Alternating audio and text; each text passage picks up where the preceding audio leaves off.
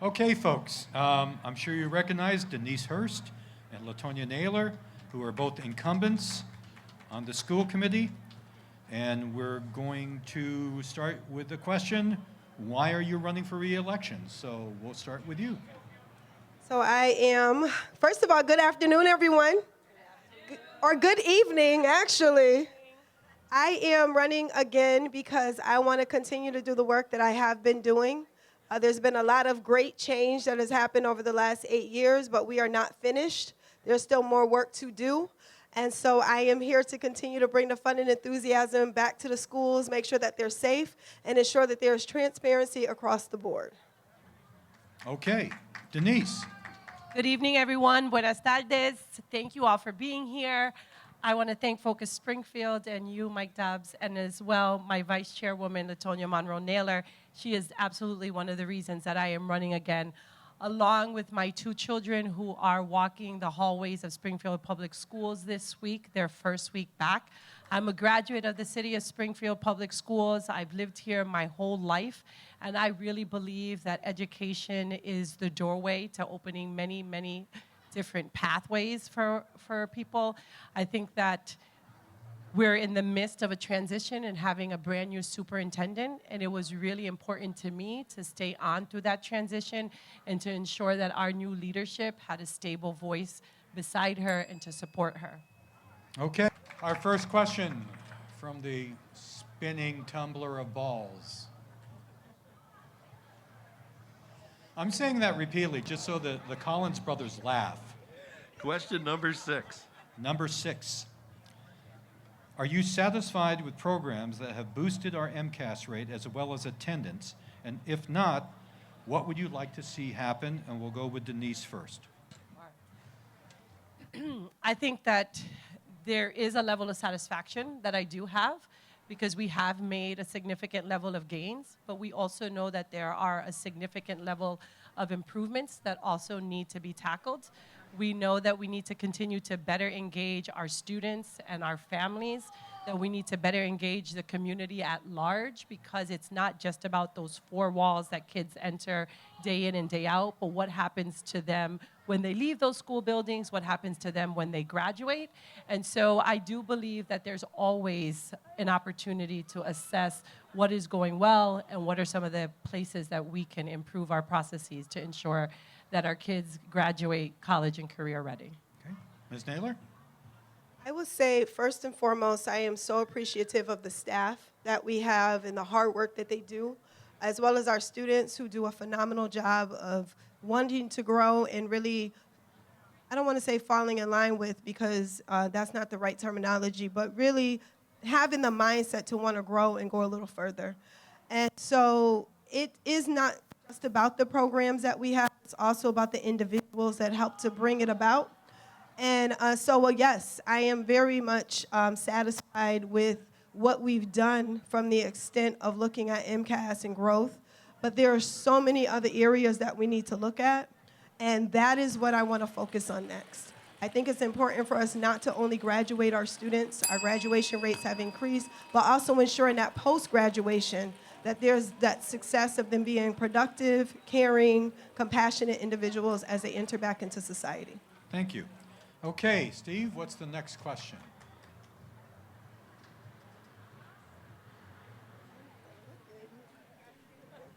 Did we do question 6 with this group? It's 6 again. Spin it more. Yeah, we just did 6. Spin it more, dig deep. We've got question number 7. 7, okay. Okay, is it acceptable that it took almost a year to reach a new contract with the teachers union? And you go first. Wow. It's not one party that is making a decision on those kinds of things. It's a back and forth. And I think that when you value your educators, you're always looking at wanting to make sure you give them something that shows that value.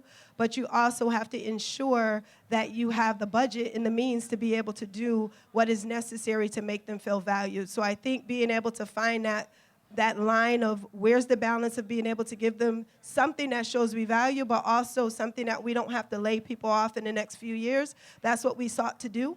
And I believe that we did a phenomenal job of making that happen at the very end. Thank you. Denise? Right. So I completely agree with my colleague. No, it's not acceptable because we want to ensure that our teachers are being paid livable wages, and we know that many of them live here in the city of Springfield and that they have families that they need to support.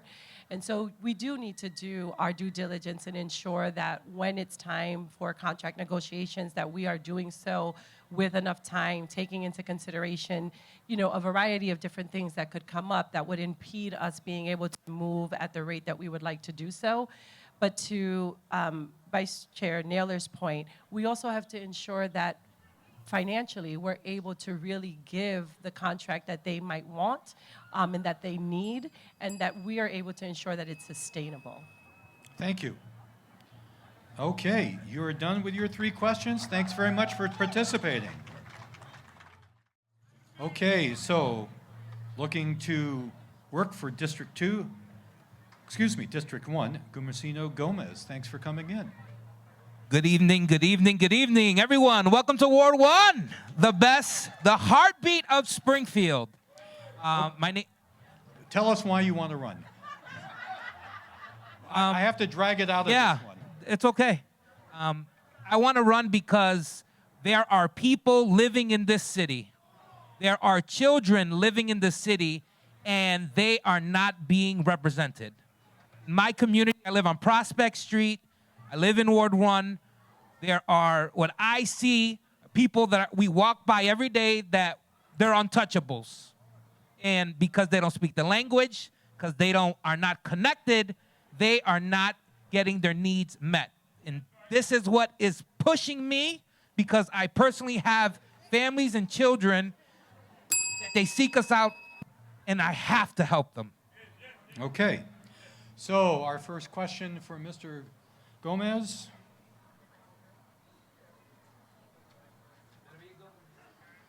If it isn't, well, I'll just make something up. They are good questions. We have question number 5. Question number 5. Okay.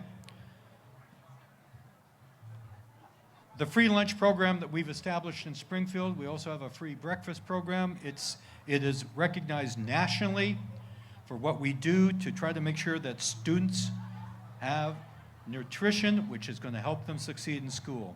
However, we know that a lot of these programs that are funded by federal dollars are at risk right now. If that program is cut, what would your reaction be, and what would you try to do to make sure that it continues for our students? Well, let's just talk it. That is not going to happen.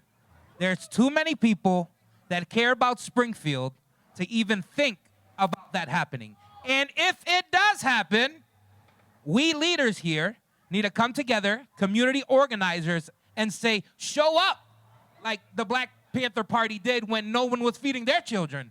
And it wasn't even a question. We're talking about feeding children. I went to a school committee meeting where Arabic families have to come and scream and say, we need halal foods. Their children, they can't eat that. And their voice was not being heard.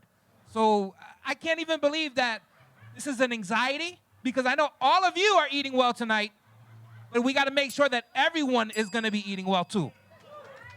Thank you, sir. Okay, and your last question is number...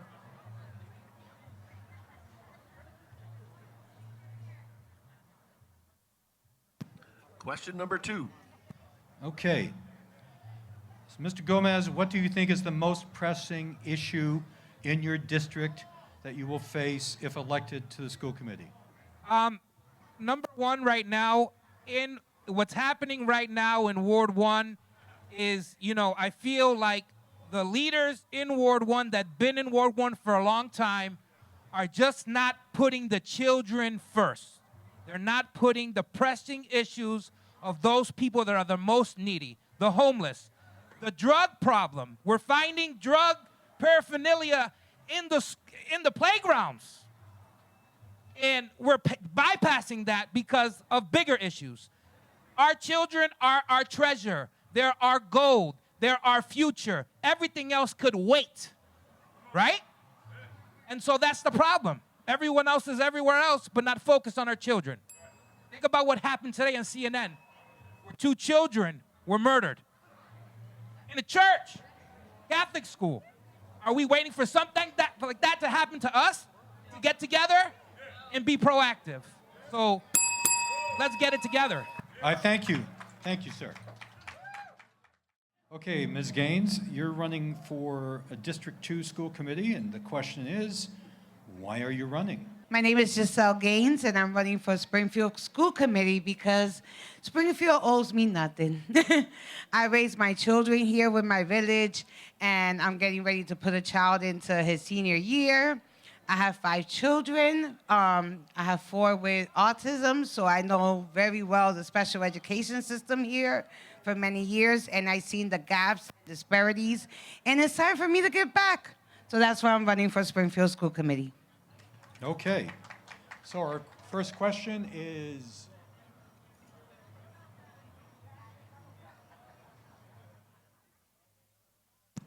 Question number 7.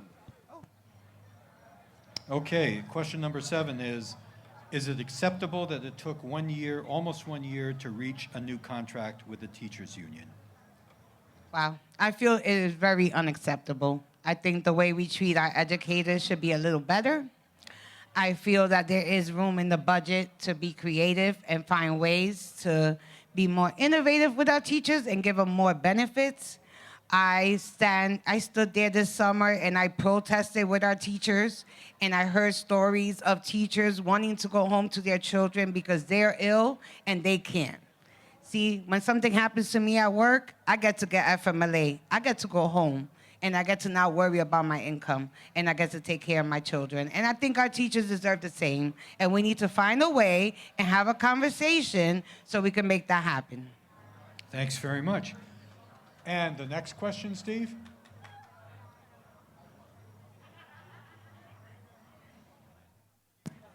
Question number 5. Okay, well, another one that's been talked about, but it should be talked about, and that is about keeping our free lunch and breakfast programs going here in Springfield. Certainly, we understand there's plenty of federal cuts. If you're on the committee, what would you do to try to maintain these free nutrition programs?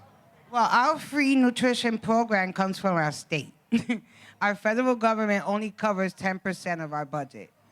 So, with that being said, I don't think we have adequate food right now as we speak. So we should have a conversation as a community to see where we can ask our companies to DEXO that we're contracted with to, up a better quality of food, being that they live here. And also, also have conversations with also other local restaurants and start looking at other options in which we could feed our children. Our children are not eating the lunch. Therefore, they're hungry and they can't learn. So it doesn't make sense. Okay. And thank you very much. That's your 3 questions. Thank you. Okay, so Mr. Collins is the incumbent. Rosa and Stephen are the challengers. So the first question, I'll give it to Chris. Chris, why are you running again? Thank you, Mike, and thank you, Focus Springfield, for hosting this. It's nice to see people here. Why am I running again? It's very simple. The work's not done. We've done a whole lot in the years that I've been there. You mentioned closing MCAS scores. We've done a lot of that. But there's always going to be new work that needs to be done. One of the best things that we've done, and we need to continue that, is get the focus off of people who aren't in the middle of the schools in dealing with children and get finances pushed right to the schools. So I'm running to make sure that that stays in place and to support the new superintendent. A superintendent needs to have support if they're going to be successful. They need to have a school committee that won't You have 15 more seconds. that won't fight her or argue with her publicly. They need support to be successful, because when the superintendent's successful, the schools are successful and the kids are successful. Okay, thank you very much. Rosa, why are you running for school committee? Hi again. Good evening, everyone. My name is Rosa Valentin. for those that don't know who I am, and I am running for school committee, first of all, because I bring to this chair over 35 years of experience in the field of education. 35 years. I'm also running for school committee because I'm a dedicated resident of Springfield. What do you want to say? And most importantly, I'm running for school committee because I'm a proud mother of 2 successful Springfield Public School graduates. So, I'm also running for school committee because I deeply care about our children. I deeply care about our families and also about our teachers, which are the backbones of our system. I'm nervous. This is my first time, you know. I'm also running for a school committee, like Chris Collins says, because we need to support our superintendent and we need to continue the great work that Springfield is doing. We have raised our graduation rate, time. and also we lower our dropout rate. Can I say one more thing? I'm running because I believe in our children, in our teachers, and also in our families. Okay. Stephen? Good evening, everyone. My name is Stephen Carosello. Thank you for being here today. There we go. Thank you. Thank you to Mike Dobbs and Focus Springfield for holding this event today. Again, my name is Steve Carosello. This is my first time running for election, like my colleague here, Rosa Valentin. However, I'm not new to public service. I am a state worker. I focus on my career on community outreach, helping the individuals and families that need the support that they aren't getting in the systems that they currently have. So I hope to bring that experience here to Springfield. Like my colleagues here, I care about the families in Springfield. I care about our kids in Springfield. I went to school right here in Warner School on Boston Road, so I know exactly what our students need in the city of Springfield. I was a social worker in the city of Springfield, so I've seen firsthand what happens when our system fails, but what happens when we get it right. So that's what I hope to do, is get it right on the school committee. Thank you. Thank you very much. Okay, our first question for this group of candidates.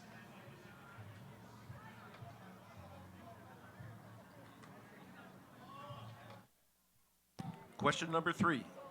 Question number 3. Okay, and Stephen, we're going to have you first and go down the line this time. Okay, question number 3 is, how would you evaluate the performance of our new superintendent, Sonia Dinell, in her first year here in Springfield? Stephen? Sure, great question. I would look about where we were before with the previous superintendent and what changes this current superintendent has made the last year she has been in her position. From our test scores to our after-school programs in our community, where are our resources going and how best can we meet the needs of our residents? And I think that is the best determination of the job that she's doing in her position as superintendent of public schools in Springfield. We need to meet, like our city councilor said previously, we need to meet people where they're at, and I think we need to start doing that in school to give them the opportunity to stay in Springfield. So looking at those opportunities and what new opportunities can come about is how I would evaluate her position. Okay. Rosa, same question. Can you repeat it again, please? Okay, how would you evaluate the performance of Superintendent Sonia Dinell in her first year on the job here in Springfield? My rate for Dr. Dinell in her first year as a superintendent of Springfield, I have to say that I have to rate her at 110%. Why is that? Because in a very long time, it's the first time that we have a superintendent that is available and accessible to our families, to our children, to our teachers, to our community. A superintendent that cares that every child, every need, every family is needed here. A superintendent that really cares for our minority populations. I can sit here and tell you that I know the district from top to bottom. Springfield is the 3rd largest district in Massachusetts, school district, and she's making sure that every voice is heard. Teachers' voice is heard, students' needs are met, and families are met. Time. Chris? Thank you, Mike. First of all, the school department is a $750 million corporation. To take over a corporation like that and to be the chief educator is an undaunting task. And to follow, and she had a very tough act to follow. The amount of improvement that happened when Mr. Warwick is here was unbelievable. However, she has, in my opinion, rose to the challenge. She is very visible. She is a great advocate for the students, great advocate for the staff. She gives a great message every time she speaks, and she is keeping things going the way they were and keeping them going in the right direction. Okay. And now our final question for this group.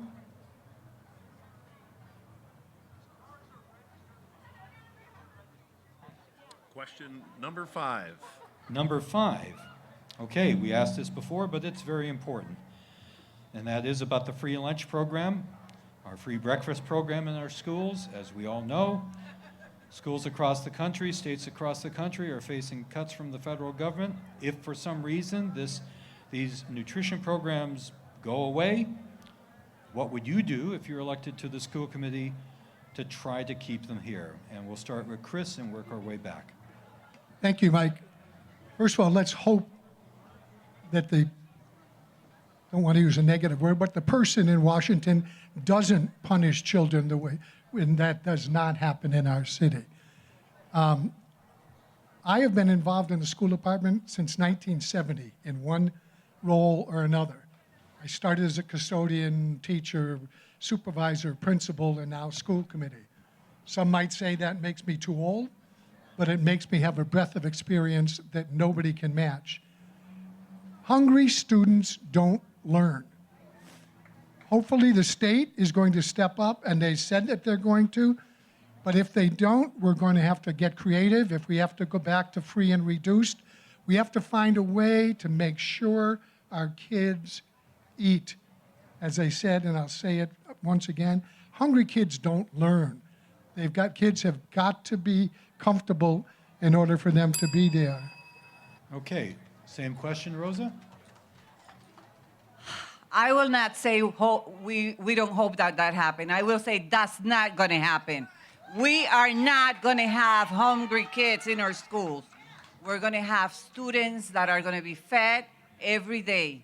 If that happens, we are, like Chris Collins says, we're going to be creative and we're going to come with ideas to avoid that situation, or at least to deal with that situation. Sometimes our kids, their breakfast and lunch is the only meal that they have. They count on it, and we want to make sure that we want to continue doing this. We will create groups, we will do activities, we will do what we need to do to make sure that we continue serving our students and they can get their free breakfast and their free lunch.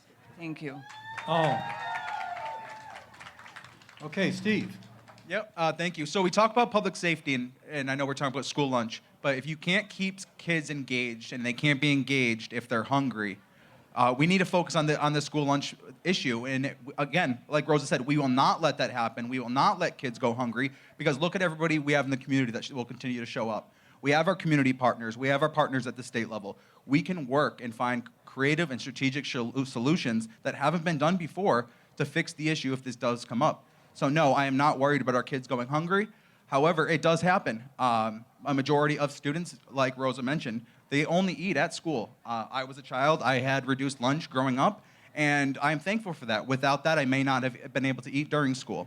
When I didn't have money, they would still give me reduced and free lunch. So it is important, and we have to keep kids engaged. Thank you. Time. And folks, those are the 3 questions for these candidates. Please give them a round of applause.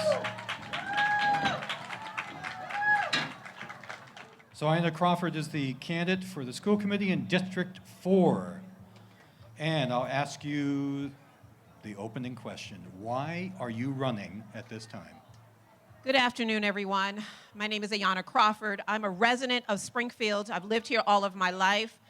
I am a graduate of Springfield Central High School. I'm a small business owner. I have a master's degree in education. I have a BA in psychology. I love my city. I love my community, and my grandson is a first grader in Springfield Public Schools. So I am running because of my grandson. Okay. Steve, what would be our first question for Ayanna?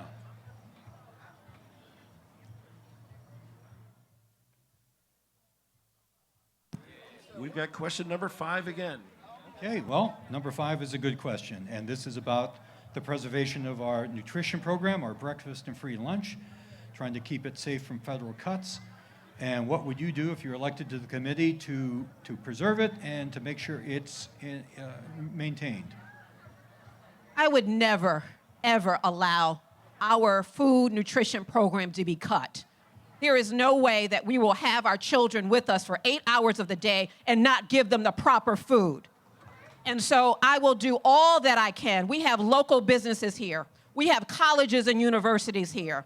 We have stakeholders here. We have nonprofit organizations here. We have corporations here. And so for them to not support our schools and making sure that we have food for our children would be a disservice. So I will do everything I can in order to make sure that we have food for our children. And so they will not cut on my watch. Okay. And the last question for Ayanna?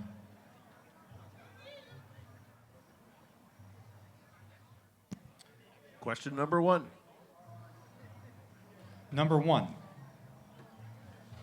Okay, in light of the $47 million cut made by the Trump administration in education funds to our city, what do you plan to do to try to help fill that gap and make sure that the programs that $47 million funded can continue if you're elected to the school committee?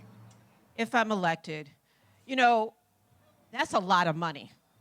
And so we've got colleges, we've got universities here, we've got other partners in our city that have to make an investment in our children. Why? Because they're going to be the students that are going to be working in these corporations. So my thought would be to work with our partners, our businesses, our communities, to see if we can get them to support us and make sure that we have the funding that we need for our schools. We can't be an island by ourselves, our school department. We cannot. We are in a community of people that have to support our children. We have to find the shortfall. We have to be able to find the money in order to help our students. So we can't just sit back and say, well, we don't have the money. No, we have to find it, and I'm going to find it. I'm not going to sit here and let others take our money for our children. So you better believe if you vote for me on November 4th, I'm your school committee woman. It's time. Vote for Ayanna Crawford. I'm ready to serve on day 1. I'm here. I show up. That's time, please. Okay. I appreciate your passion, folks, but we try to keep it equal for all candidates. And that's your questions. Thank you so much.